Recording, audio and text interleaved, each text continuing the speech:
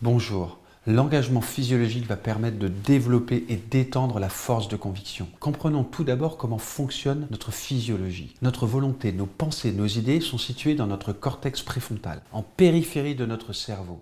Ce cortex n'est connecté à notre système nerveux, à notre système physiologique par le tronc cérébral qu'à 5% de connexion physiologique. Ce qui n'est pas le cas de notre système émotionnel ou de notre système limbique, qui lui est plus au cœur de notre cerveau et qui va être connecté à 95% au tronc cérébral, donc à notre système nerveux. Daniel Kahneman, prix Nobel d'économie, a parlé d'un système 1 qui est limbique, émotionnel, lié à notre subconscient et qui prenait le dessus de manière beaucoup plus fréquente que nous ne pouvions l'imaginer sur un système 2 qui était mental et conscient. Ceci permet d'expliquer ce que j'appelle le désengagement physiologique. Le désengagement physiologique, c'est ce que vous vivez quand vous voulez quelque chose, mais que votre corps fait le contraire. Comme dans l'entreprise, quand nous demandons quelque chose à nos collaborateurs de faire une action et qu'au final, cette action n'est pas faite parce que le corps n'engage pas dans la direction absolument pour pouvoir réaliser cette action. Ce qui nous intéresse, c'est l'engagement physiologique, où notre tête, notre cœur et notre corps vont dans la même direction avec une énergie complète, entière de tout le corps. C'est-à-dire qu'à la fois nous avons le désir,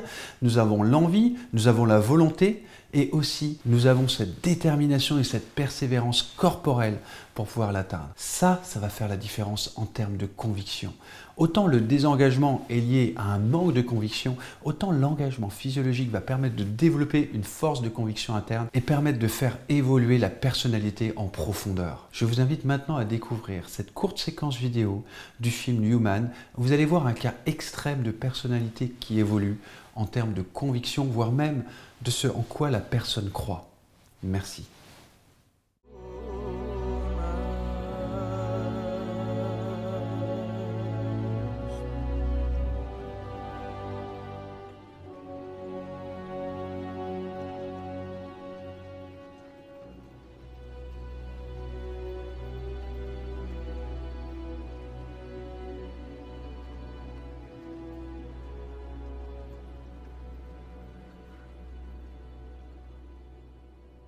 Je me souviens que mon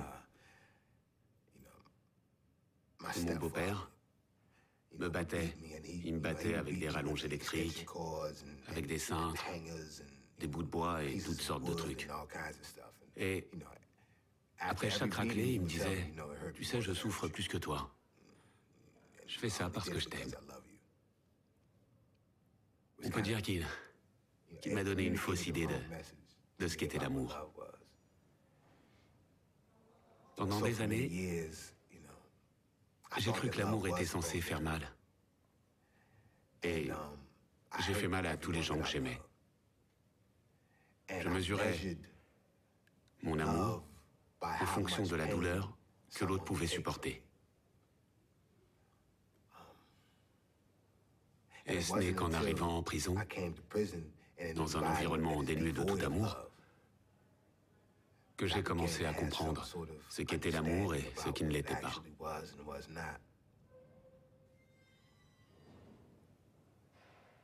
Et j'ai rencontré quelqu'un. Et elle m'a donné un premier aperçu de ce qu'était l'amour, parce qu'elle a su passer outre ma situation et ma condamnation pour meurtre à la prison à vie. Et pas n'importe quel genre de meurtre, mais le pire qu'un homme puisse commettre, tuer une femme et un enfant. Et c'est Agnès, la mère et la grand-mère de Patricia et Chris, la femme et l'enfant que j'ai tué, qui m'a donné ma plus belle leçon d'amour, parce qu'elle avait toutes les raisons de me haïr.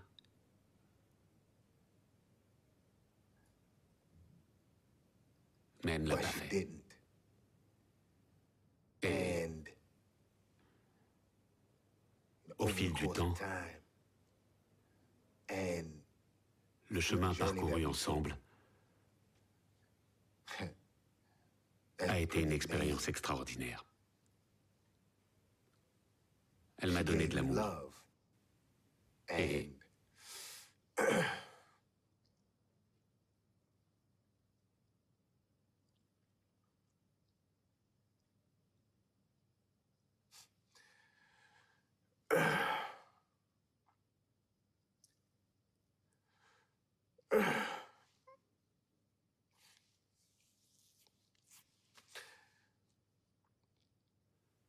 Elle m'a appris ce que c'était.